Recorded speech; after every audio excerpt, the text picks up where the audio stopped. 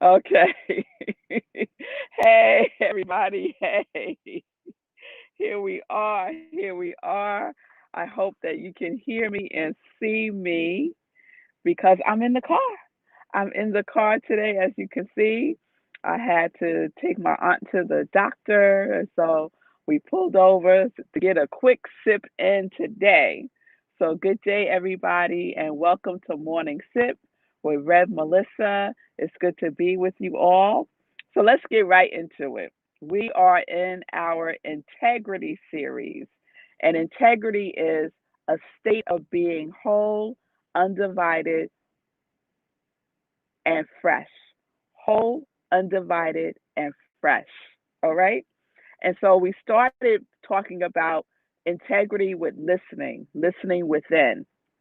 So I asked, where are you listening from, right? Are you listening from the place that is untouched, undivided, that is whole?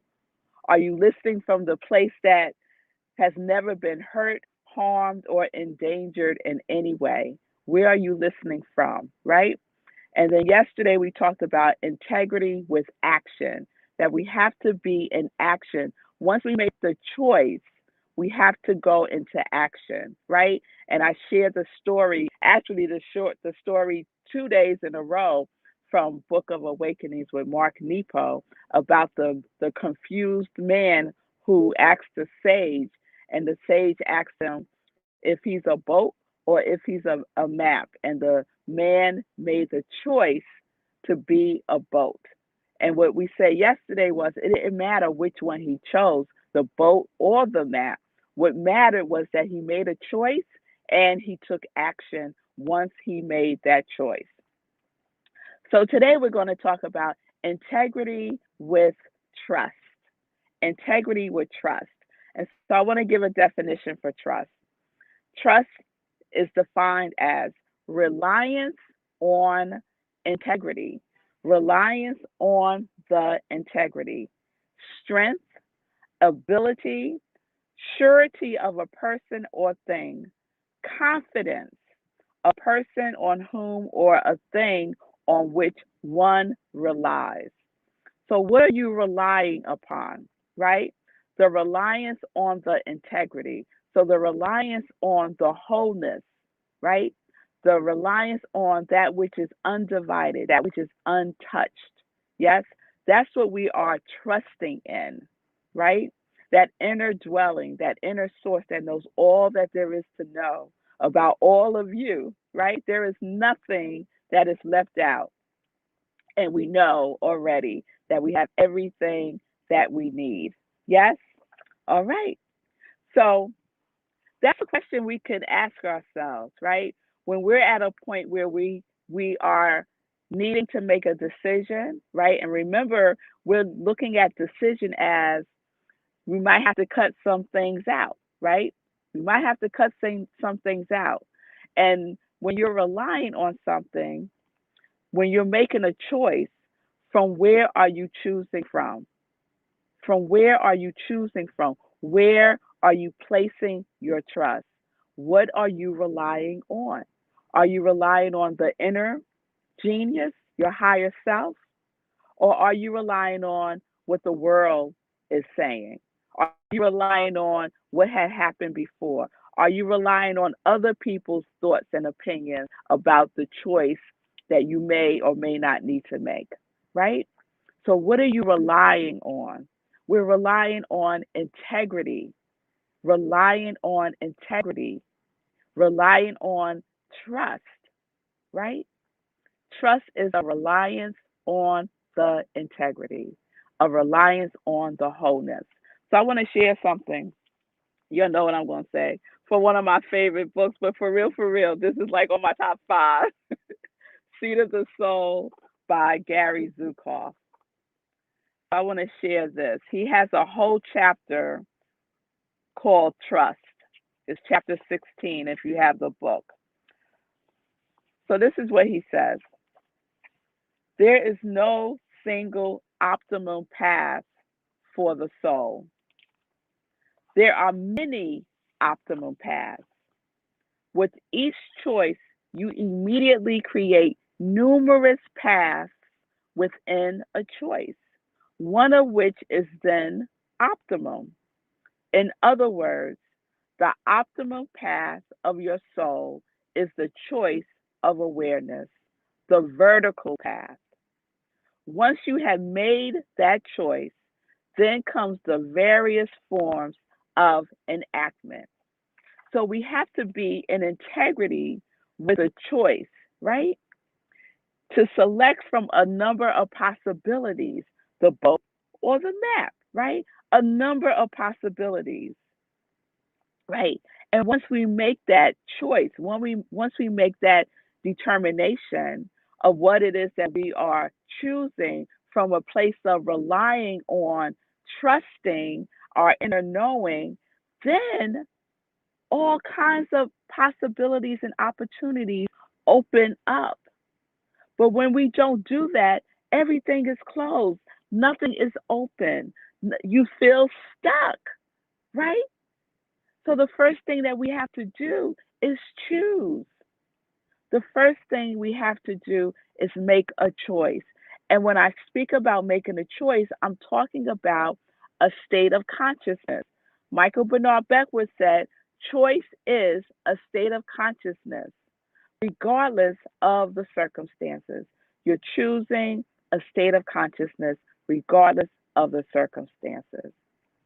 So, with integrity, with trust, the state of consciousness is a state of consciousness of wholeness, of oneness, right? So, when we are connected and in alignment with that, then everything opens up, y'all. Everything opens up.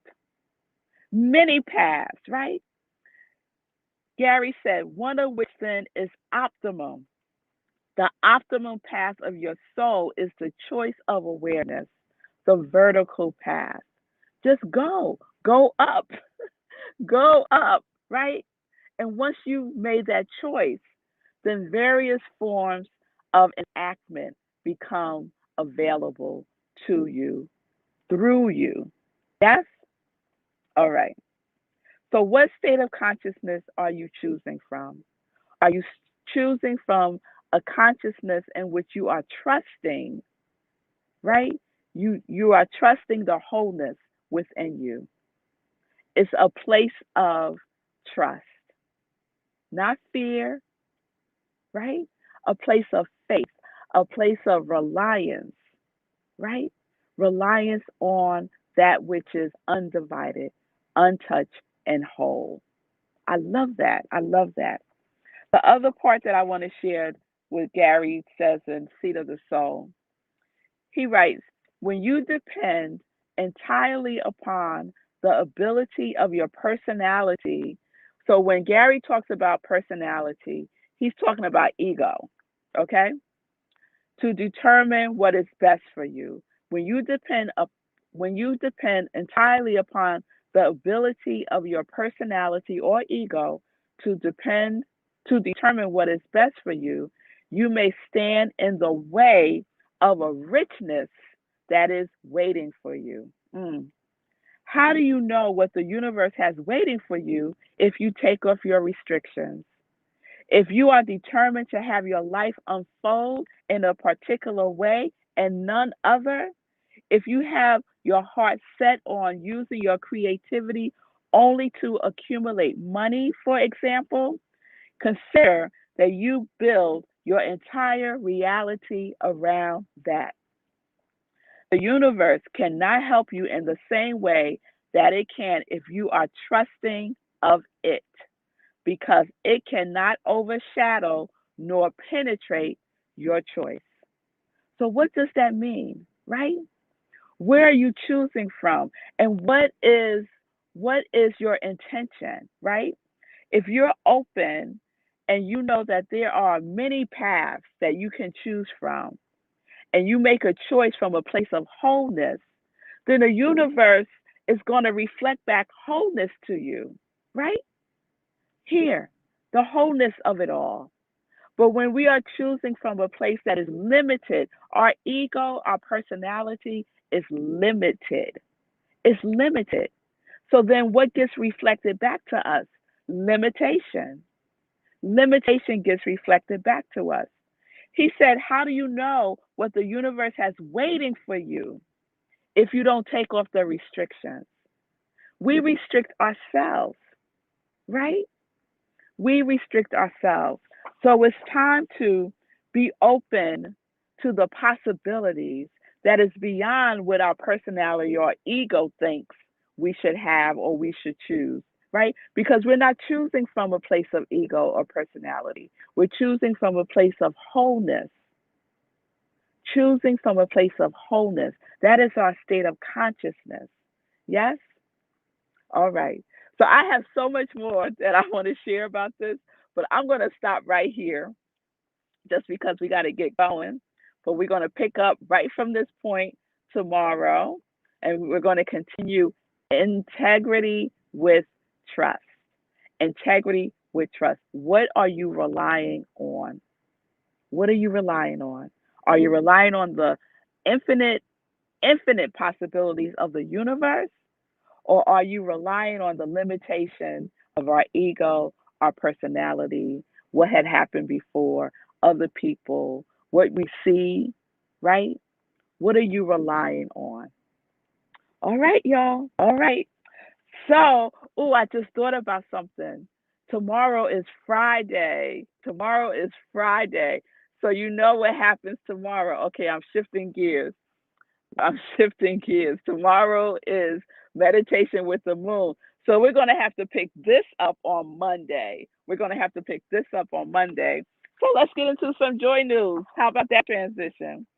So tomorrow is Friday, and we are meditating with the new moon at 4 a.m. Eastern Time, right here on StreamYard. And then we're going to have an after party on Zoom so that we can share and have some interaction with each other.